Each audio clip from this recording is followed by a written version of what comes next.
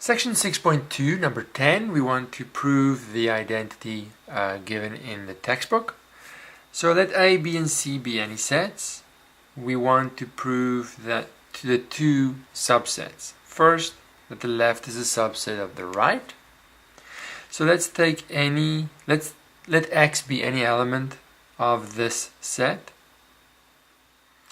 Then what does that mean? Well, it's the intersection, so X is an element of the first and X is an element of the second.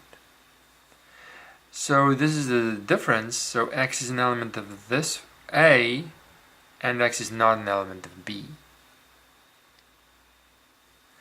And for the second one, X is an element of C and X is not an element of B. So the X not an element of B appears twice.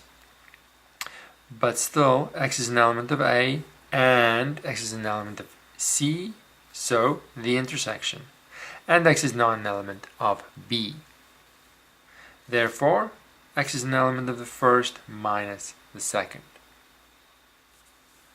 And we have that this set over here is a subset of the second set. For the second part, let X be an element of this set. Now I want to show it's a subset of the left-hand side. So if it's an element here, that means it's an element of the first and it's not an element of the second.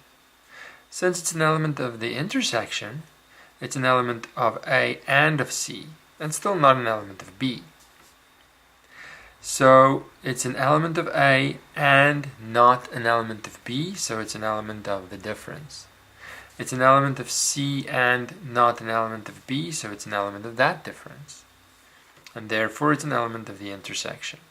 We've proven the two subsets, and therefore we conclude equality.